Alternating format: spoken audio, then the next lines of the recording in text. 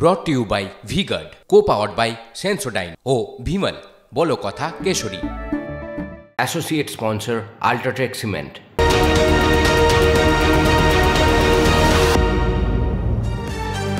শুরুতেই যে কথা বলছিলাম, মমতা বন্দ্যোপাধ্যায় রুষ্ট তার পুলিশ, তার অ্যাডমিনিস্ট্রেশনের ওপর।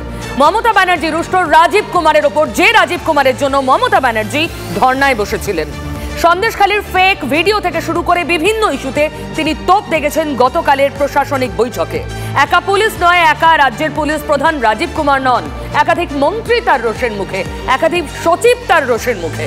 মন্ত্রী মলয় ঘটক, তার উপর রুষ্ট মমতা ব্যানার্জি, সচিব মনীষ জৈন রুষ্ট মমতা ব্যানার্জি, এবং প্রকাশ্যে বৈঠকে তাদের নাম করে ক্ষোভ প্রকাশ করছেন রাজ্যের মুখ্যমন্ত্রী মমতা বন্দ্যোপাধ্যায়। চলুন আমি আর একবার এই নিয়ে কথা বলি। গতকাল থেকেই দীক্ষা এই বিষয়ে আমাদের আপডেট দিচ্ছে, আজ আরও একবার দীক্ষা আমার সঙ্গে রয়েছে। দীক্ষা, অত্যন্ত কড়া অ্যাডমিনিস্ট্রেটর এবং স্বচ্ছতার বার্তা, এই দুটো একসঙ্গে দিচ্ছেন মমতা ব্যানার্জি।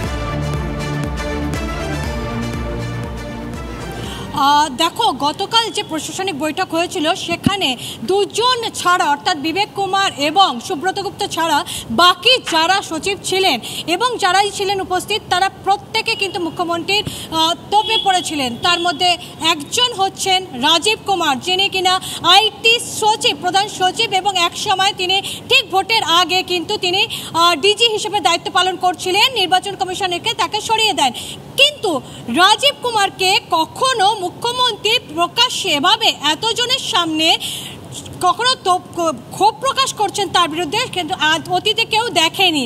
রাজীব কুমারকে যেটা তিনি বলেছেন, আইটি কি করছে, রাজীব কুমার কি করছে, সন্দেশখালী নিয়ে কি করে এত অডিও এবং ভিডিও কি করে ফেক বেরোচ্ছে, অর্থাৎ সরাসরি রাজীব কুমারকে বলে অনেকেই মনে করছেন এটা রাজীব কুমারকে বললেও অন্যদেরকেও কিন্তু একই বার্তা পাঠাচ্ছেন।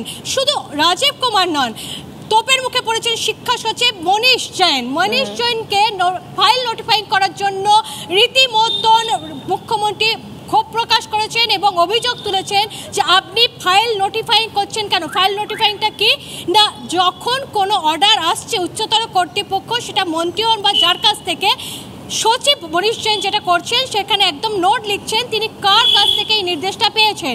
এটাকেই মুখ্যমন্ত্রী খুব ভালোভাবে দেখেননি এবং তিনি বলেছেন যে আপনি কিন্তু দু তরফেই যোগাযোগ রেখে চলেছেন। অর্থাৎ কালকে মুখ্যমন্ত্রী যখন ফার্স্ট ভোটের পরে প্রায় 2.5 মাস পরে 23শে মার্চ লাস্ট প্রশাসনিক বৈঠক করেন মুখ্যমন্ত্রী, তারপরে তিনি এই যে প্রশাসনিক বৈঠক করলেন, বোঝা যাচ্ছে তিনি যে কড়া হলেন এই ভোটের, লোকসভা ভোটের পরে, সেটা কিন্তু কালকে প্রমাণ মিলেছে। এবং প্রত্যেককে তিনি কালকে রীতিমতন কালকে তাদের বিরুদ্ধে ঝড় তুলেছেন অভিযোগের তল। দীক্ষা, তুমি যা বলছো আমার আরো ইন্টারেস্টিং মনে হচ্ছে। এটা কি অনেকটা ঝিকে মেরে বউকে শাসনের মতো? অনেকেই প্রশাসনিক মহলে সেটা মনে করছেন। তার কারণ হচ্ছে রাজীব কুমার কিন্তু মুখ্যমন্ত্রীর যে খুব পছন্দের একজন ব্যক্তি, সকলেই জানেন। তিনি একসময় কলকাতা পুলিশের সিপি ছিলেন। তিনি তার সময় তাকে বাঁচানোর জন্য খোদ মুখ্যমন্ত্রী ধর্নায় বসেছেন, তারপরে তাকে আইটি সচিব করেছেন এবং ঠিক ভোটের আগে কিন্তু তাকে ডিজি পদে নিয়ে এসেছিলেন। এবং এহেন রাজীব কুমারকে সকলের সামনে, এতজনের সামনে বকুনি দেওয়া বা ক্ষোভ প্রকাশ করা অতীতে কেউ ভাবতেও পারেনি, গতকালও কেউ ভাবতে পারেনি। কালকে যখন রাজীব কুমারকে তোপ দাগছিলেন তখনও সকলেই, প্রায় প্রশাসনের একাংশ প্রায় রীতিমতন চমকে গিয়েছিল রাজীব কুমার কেন তোপের মুখে। তাহলে কি রাজীব কুমারের বার্তা দেওয়ার পাশাপাশি তিনি প্রশাসনের বাকিদেরকেও বার্তা দিচ্ছেন যে এরকম কাজ যেন না হয়, প্রত্যেকটা কাজ। অনেক ধন্যবাদ। বিষয়টা অনেকটা স্পষ্ট, মমতা বন্দ্যোপাধ্যায় আসলে টপ টু বটম মেসেজ দিতে চাইছেন। মমতা ব্যানার্জি এই 42-এর মধ্যে 29টা যখন তৃণমূল কংগ্রেস পেল, প্রচুর ঝড়ঝাপটা এবং বিরোধীদের সম্মিলিত প্রচেষ্টার পরেও, তখন মমতা ব্যানার্জি তার অ্যাডমিনিস্ট্রেশন, তার গভর্নেন্স নিয়ে যে প্রশ্ন বিরোধীরা তুলেছিলেন, কোথাও কি সেটাকে কাউন্টার করার জন্য একটা মেসেজ, এবং ঠাড়ে ঠোড়ে কোথাও কিন্তু এই যে গরু, বালি ইত্যাদি চুরি, এই প্রসঙ্গ মমতা ব্যানার্জির মুখে আসে। আর তিনি বলেন এগুলো, এই যে চুরির টাকা সব কাঁথিতে যাচ্ছে। অর্থাৎ কোথাও খুব কড়া অ্যাডমিনিস্ট্রেটর মমতা বার্তা দিচ্ছেন সকলকে। প্রদীপ্ত মুখার্জি আমার সঙ্গে আছেন, তৃণমূলের প্রতিনিধি। প্রদীপ্ত, নমস্কার। নমস্কার দিদি। নমস্কার। আর তুমি যেটা জানতে চাইছো সেখানে দেখো, একদিকে প্রশাসনিক প্রধান আর একদিকে রয়েছেন প্রশাসনিক কর্তারা। একটা প্রশাসনের দুটো দিক আছে, রাজনৈতিক প্রশাসন এবং আমলাতান্ত্রিক প্রশাসন। আমলাতান্ত্রিক প্রশাসনের যে নিউট্রালিটির জায়গাটা থাকে, যে ব্যুরোক্রেটিক নিউট্রালিটির জায়গাটা থাকে, এবং তার সঙ্গে সঙ্গে যে কমিটেড টুয়ার্ডস দ্য কনস্টিটিউশন এবং কাজের যে জায়গাটা থাকে, সেইখানে মনে হয় কোথাও মুখ্যমন্ত্রী, আমার যা শুনে মনে হলো, সেই জায়গাটা খুব স্বাভাবিক। আমাদের কাজের স্বচ্ছতা এবং সময়ের কাজ, এই দুটো মুখ্যমন্ত্রীর সময় খুব গুরুত্বপূর্ণ জায়গা পেয়েছে। সেই জায়গাটা কিন্তু ধরে রাখার জন্য আমাদের খুব কাজকর্ম চলছে। প্রদীপ্ত, আমার সঙ্গে থাকো। আমি আমার দর্শকদের দৃষ্টি আকর্ষণ করার চেষ্টা করব যে মমতা বন্দ্যোপাধ্যায় অত্যন্ত কড়া অ্যাডমিনিস্ট্রেটর, এই বার্তাটা তিনি দিচ্ছেন। তিনি তার ভীষণ প্রিয় যে পুলিশ কর্তা, যে অফিসার, তাকে প্রকাশ্যে ধমক দিচ্ছেন। রাজীব কুমারকে মমতা ব্যানার্জি ধমকাতে পারেন, এটা হয়তো রাজীব কুমার নিজেও বিশ্বাস করেন না, কিন্তু তিনি করছেন। কারণ একটা ইমেজ ভাবমূর্তিরও তো বিষয় রয়েছে। হতেই পারে রাজীব কুমার তেমন কিছু করেছেন, হতেই পারেন মমতা বন্দ্যোপাধ্যায় ঠিক মনে করেছেন, অবশ্যই। না হলে তিনি প্রকাশ্যে কেন একটা মিটিংয়ে ধমকাবেন রাজীব কুমারকে, যার জন্য তিনি কয়েক বছর আগে ধর্নায় বসেছিলেন? কিন্তু ইমেজ বিল্ডিং সেশনও কি চলছে? মমতা বন্দ্যোপাধ্যায় আবার রাশ হাতে নিচ্ছেন। সেই সঙ্গে সঙ্গে আরো একটা খবর আজ সকালে এলো, এক্সপোস্ট থেকে। এক্সপোস্ট করেছেন অভিষেক ব্যানার্জি। কি লিখেছেন আমি দেখাবো সেই এক্সপোস্টের ছবি। সেখানে তিনি বলেছেন মেডিকেল গ্রাউন্ডে ব্রেক নিচ্ছেন, মেডিকেল গ্রাউন্ডে বিরতিতে যাচ্ছেন অভিষেক ব্যানার্জি। মমতা ব্যানার্জি তিনি কঠোর অ্যাডমিনিস্ট্রেটর, তিনি রাশ হাতে নিচ্ছেন, প্রশাসনের রাশ হাতে নিচ্ছেন। তারই তো নেওয়ার কথা, তিনিই তো প্রশাসনের প্রধান। আজ অভিষেক, এটা গতকাল মমতা ব্যানার্জি তার কঠোর যে ভাবমূর্তি আমরা দেখেছি, আজ অভিষেক ব্রেক নিলেন, সাময়িক বিরতি নিলেন মেডিকেল গ্রাউন্ডে। অথচ এই যে 2024-এর ভোট 4 জুনের পরই কলকাতার রাস্তায় সেই পোস্টার পড়েছিল, দ্য গেম চেঞ্জার দাদা। অর্থাৎ এই যে 24-এ তৃণমূলের এত বড় সাফল্য, এই যে গেম চেঞ্জ হলো, অনেকেই মনে করেছিলেন এবার ভরাডুবি হবে। সেই ভরাডুবি থেকে বেরিয়ে অভিষেকের হাত ধরে দল এত ভালো ফল করেছে। কর্পোরেট স্টাইলে অভিষেক পুরো ব্যাপারটাকে সাজিয়েছেন, দ্য গেম চেঞ্জার দাদা। হঠাৎ বিরতিতে যাচ্ছেন কেন? এই মুহূর্তে আমি সায়ন্তর কাছে যাব এটা জানতে। সায়ন্ত, দেখো, এক্সপোস্টে অভিষেক বন্দ্যোপাধ্যায় যে বার্তা দিতে চেয়েছেন, যেটা বলেছেন, তাতে কিন্তু একটা বিষয় পরিষ্কার, তিনি কোথাও রাজনৈতিক থেকে সাময়িক বিরতি নিচ্ছেন। আর এই রাজনৈতিকভাবে সাময়িক বিরতি নেওয়া, এইটা কিন্তু এক এক মহল এক একভাবে ব্যাখ্যা করছে।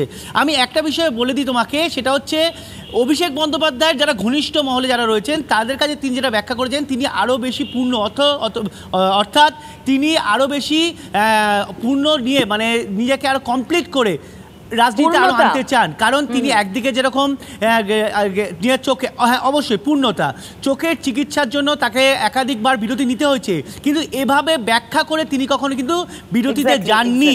এবার নিচ্ছেন লোকসভা নির্বাচনে তিনি যেভাবে রাজ্যে বিভিন্ন প্রান্তে ঘুরে বেরিয়েছেন, তার ফল কিন্তু হাতে নাতে পেয়েছে রাজ্যে তৃণমূল কংগ্রেস। কিন্তু কোথাও একটা তিনি মনে করছেন, কোথাও তিনি কিছু কাজে নিজেকে ব্যতিক্রম বা কিছু বাকি রয়ে যাচ্ছে, তার পূর্ণতা যে পাওয়া, যেটা তুমি বললে পূর্ণতা পাওয়ার ক্ষেত্রে কোথাও বাকি থেকে যাচ্ছে না।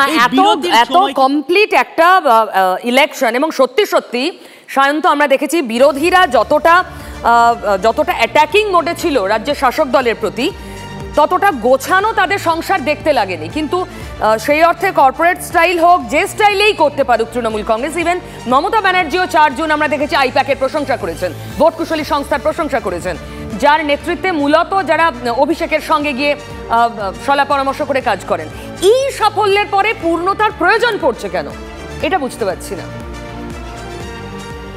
দেখো, অভিষেক বন্দ্যোপাধ্যায় যখনই বিরতিতে গিয়েছে, তারপর যখন ফিরে এসছে, তখন কিন্তু কিছু না কিছু ইনোভেটিভ আইডিয়া নিয়ে ফিরে এসেছেন, রাজ্যকে চালনা করার, দলকে চালনা করার। এমনকি তিনি পরামর্শ হিসেবেও কাজ করেছেন, যে মুখ্যমন্ত্রী মমতা বন্দ্যোপাধ্যায়কে বিভিন্ন বিষয়ে পরামর্শ দিচ্ছে, বিশেষ করে ডায়মন্ড হারবার মডেল। তোমার হয়তো মনে থাকার কথা, তিনি যখন দীর্ঘদিন ছুটিতে গিয়েছিলেন চোখের চিকিৎসার পর, তারপর যখন ফিরে এলেন, তখন কিন্তু ডায়মন্ড হারবার মডেলকে নতুনভাবে রাজ্যের মানুষের কাছে নিয়ে এলেন। বুঝতে পেরেছি, মানে আরো ইনোভেশন, আরো ভালো, আরো ভালো করতে, তাই কি প্রদীপ্ত? ভালোর দিকেই যাচ্ছি, সেটা তোমরাও প্রমাণ পাচ্ছ দিদি, যে আমাদের দল কারেক্টিভ মেজার্সের উপর বিশ্বাস করে, আমাদের দল ডেভেলপমেন্টের জন্য যে যে কারেক্টিভ মেজার্স দরকার এবং দলের সংশোধনের ক্ষেত্রেও যা যা প্রয়োজন সেগুলো আমাদের দল প্রতিনিয়ত করে। এবং আমরা দাম্ভিক নই যে আমরা মোদি কি পরিবারের মতন এরকম ভাবে সবসময় দেখাবো যে আমাদের দল মমতা কেন্দ্রিক, অবশ্যই, কিন্তু যে দম্ভ যে আমরা বিজেপি অখণ্ড মানবতাবাদ বা সিপিআইএম যারা সবসময় কোনো ভুল করতে পারে না ঐতিহাসিক ভুল ছাড়া, আমরা ওরকম দল নই। আমাদের দলে মমতা বন্দ্যোপাধ্যায়ের নির্দেশ, অভিষেক বন্দ্যোপাধ্যায়ের নেতৃত্ব খুব পরিষ্কার যে তোমরা যা করবে সেটা দলের ভাবমূর্তি, জনগণের সঙ্গে কাজ করা এবং মানুষের জন্য কাজ করা, এইভাবে কাজ করবে। এবং প্লিজ সঙ্গে থাকুন, এই মুহূর্তে বিজেপি নেতা সজল ঘোষ আমার সঙ্গে রয়েছেন। সজল বাবু, এক্স পোস্টে অভিষেক ব্যানার্জি সাময়িক বিরতির ঘোষণা করেছেন, সেটা মেডিকেল গ্রাউন্ড অবশ্যই, তবে সঙ্গে অনেক বড় ব্যাখ্যা দিয়েছেন যার নির্যাস তিনি আরো বেশি পূর্ণতা পেতে চান। আপনি কিভাবে দেখেন? পূর্ণতা পেতে চান না, উনি আসলে বাংলার সিংহাসনটায় চাপতে চান। এখন কারোর মেডিকেল গ্রাউন্ডে যদি কেউ কোনো কথা বলে তাহলে অবশ্যই একটুখানি থেমে থাকতে হয়, চুপ করে থাকতে হয়, কারণ জানতে হবে ব্যথাটা কোথায়, চোখে না মাথায়। হ্যাঁ, মানে ব্যথার কারণ কি, শুভেন্দু অধিকারী না মমতা ব্যানার্জি, সেগুলো জানতে হবে। হ্যাঁ, এক্ষুনি হঠাৎ এত না, মানে কেন মনে হচ্ছে আপনার, এটা কেন মনে হচ্ছে আপনি এক্ষুনি যে লাইনটা কেন বলছি, এই মানুষটা হঠাৎ ভোট এত দৌড়দৌড়ি করলেন, তারপরে দিল্লিতে গিয়ে এর বাড়ি তার বাড়ির দরজায় এত কড়া নাড়লেন, তখন তো কারোর হঠাৎ সাময়িক বিরতি রাজনীতিবিদের, এটা তো খুব একটা ভালো লক্ষণ নয়। তারপরে হঠাৎ করে সাময়িক বিরতি চাইছেন। যখন দেখলাম মানিকতলায় তার প্রার্থী ক্যান্ডিডেট হলো না, উত্তর কলকাতায় আলটিমেটলি তার প্রার্থী ক্যান্ডিডেট হলো না, দমদমে তার প্রার্থী ক্যান্ডিডেট হলো না, সব মমতা বন্দ্যোপাধ্যায়ের প্রার্থীরা প্রার্থী হয়ে গেল, মানে মমতা বন্দ্যোপাধ্যায়ের লোকেরা প্রার্থী হয়ে গেল। ঠিক সেই মুহূর্তে মনে হচ্ছে উনি রাজনীতি থেকে এখন কি একটু সরে এসে দেখাতে চাইছেন, পিসিকে বোঝাতে চাইছেন। আর পিসি যেভাবে আপনি বলতে চাইছেন এটা ঘরের মান অভিমান। হ্যাঁ হ্যাঁ হ্যাঁ, আবার কি? হ্যাঁ, আচ্ছা, মানে এটার কোনো রাজনৈতিক কারণ নেই, এটা একেবারেই দ্বন্দ্ব। রাজনৈতিক কি কারণ আছে এই মুহূর্তে? আর রাজনৈতিক আর এই মুহূর্তে কি কারণ থাকতে পারে? সজলদা অনেক ধন্যবাদ। প্রদীপ্ত, আপনি শুনলেন? আমার খুব ভালো লাগলো, অনেকদিন পর সজলদার গলাটা সামনের থেকে শুনলাম আর কি। আসলে সজলদারা খুব চিন্তায় রয়েছে, বোধহয় তৃণমূলে মানে ভেতরের সব খবর সজলদা পাচ্ছে, যে এত সুন্দর ব্যাখ্যা বিশ্লেষণ সজলদা করলো, কিন্তু নিজেদের ঘরের ব্যাপারটা একটু বোধহয় ভুলে যাচ্ছে। মানে অভিষেক ব্যানার্জি তো বলে কয়ে যাচ্ছেন ব্যক্তিগত কারণে, গত কয়েকদিন ধরে শুভেন্দু অধিকারীকে দেখা যাচ্ছে, কোনো খবরে আছে শুভেন্দু অধিকারী। সজলদা এখন চিন্তা করছে যে শুভেন্দু গোষ্ঠী ধরবে নাকি জগন্নাথ গোষ্ঠী ধরবে, নাকি ধরবে হচ্ছে দিলীপ ঘোষ গোষ্ঠী না সুকান্ত মজুমদার, মানে তার বাহানা পাচ্ছে না বিজেপি। মানে বিজেপির এই ভাবনাগুলো ছড়িয়ে দেওয়ার জায়গা ছাড়া আর কিছুই নেই। মোহন ভাগবত কি বলেছেন সেটাও দেখেছেন, বলে তাল নিতে পারছে না বিজেপি।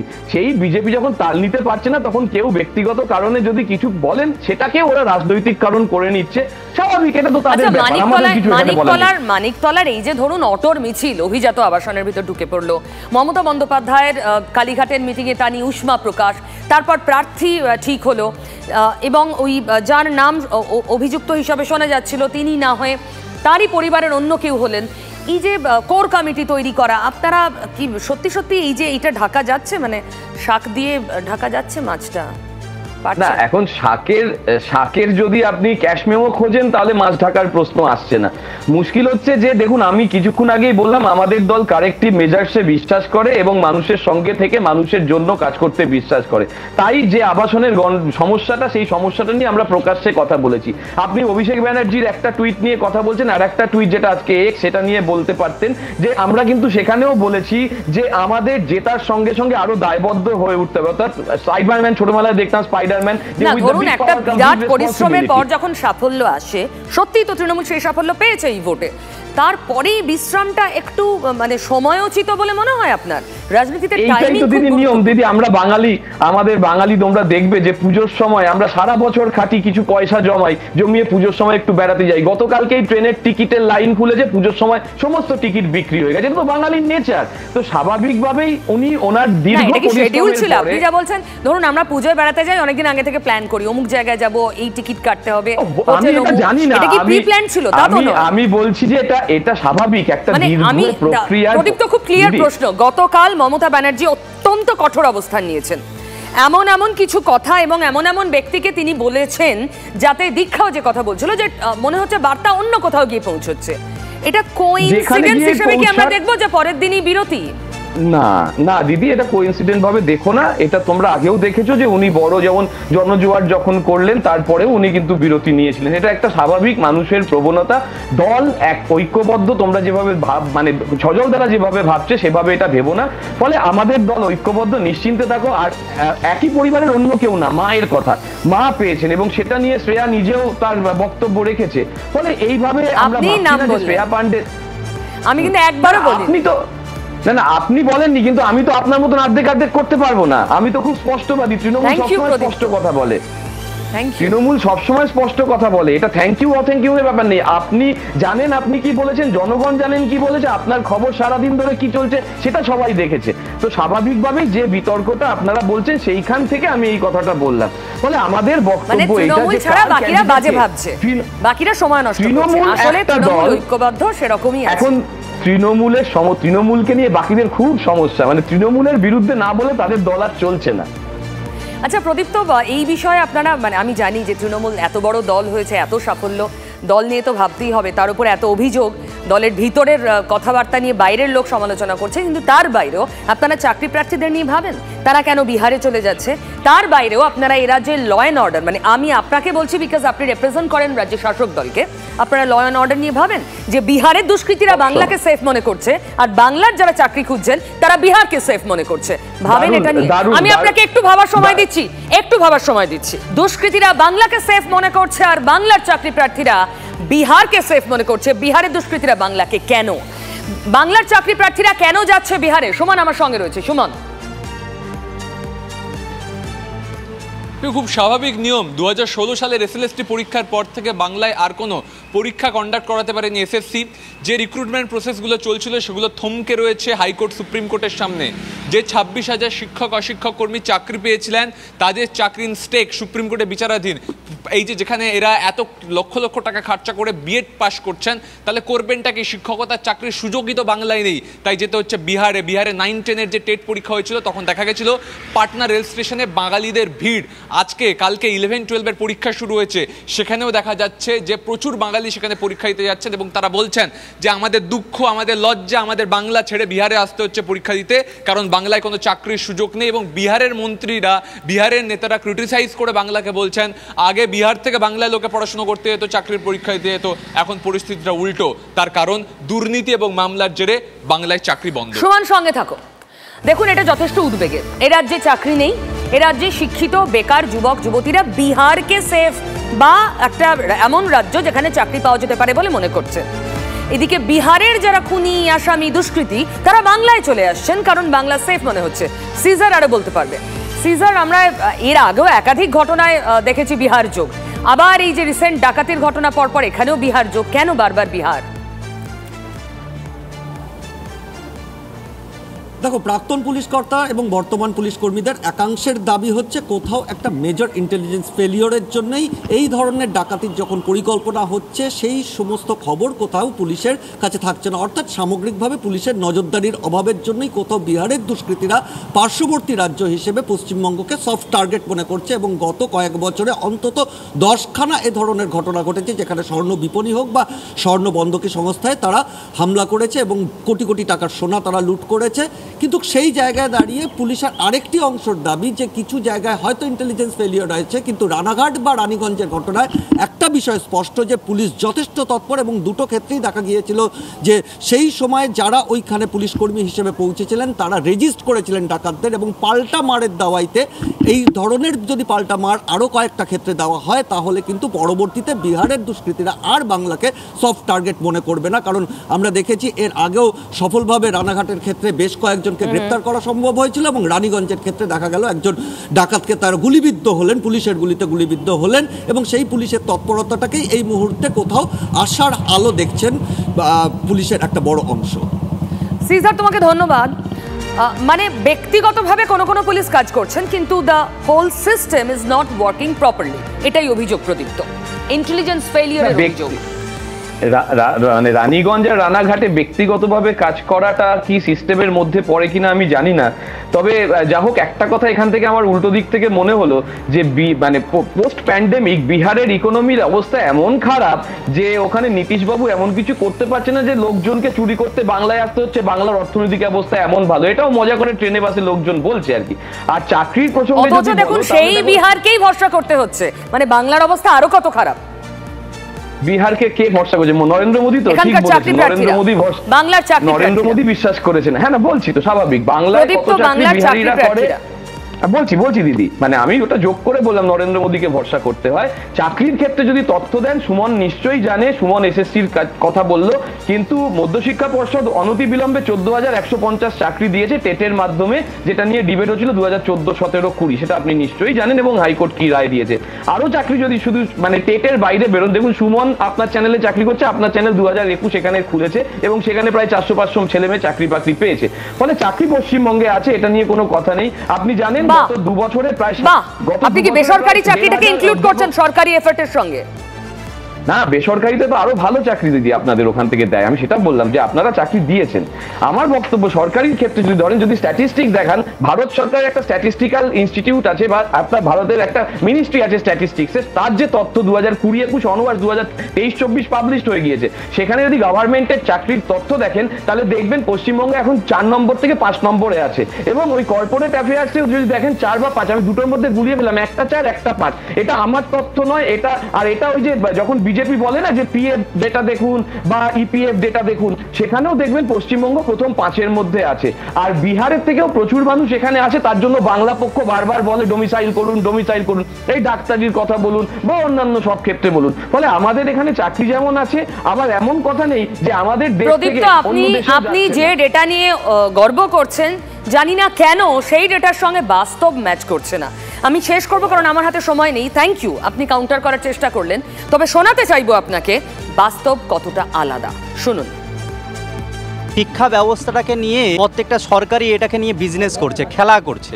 বিহার আমরা এসেছি একটা আশা ভরসা নিয়ে যে হয়তো এখানে চাকরি পেতে পারি, বাংলাতে চাকরির অবস্থা খারাপ, তার জন্য এখানে আসা হয়েছে। এটা আমাদের কাছে বড় দুঃখের বিষয়। পরীক্ষা দিতে এসেছিলাম এখানে, আমাদের ওখানে অবস্থা খুব খারাপ, যে আমরা কোনো কাজকর্ম পাচ্ছি না। আমরা একটা আশায় এসেছিলাম এখানে একটা কর্মের জন্যে, যে পরীক্ষাটা দিলে আমরা এখানে একটা কর্মব্যবস্থা পাবো, তাই জন্যে আমার এখানে আসা। नातनी परीक्षा দিচ্ছে। শিলিগুড়ি से आया, बंगाल। एग्जाम के लिए চাকরি দরকার হতো নাই হতো, সেই জন্য এখানে আসছি আর কি। ওই 10 বছর ধরে বসে আছি, কিন্তু আমাদের আর ওয়েস্ট বেঙ্গলের পরীক্ষা হচ্ছে না। আমরা সেই জ্বালা যন্ত্রণা নিয়ে আজকে আমরা বিহারের পাটনা শহরে এসেছি, যাতে আমাদের বিহার সরকার আমাদের সেই জ্বালা যন্ত্রণাটা একটু মিটিয়ে দিতে পারে আমাদের।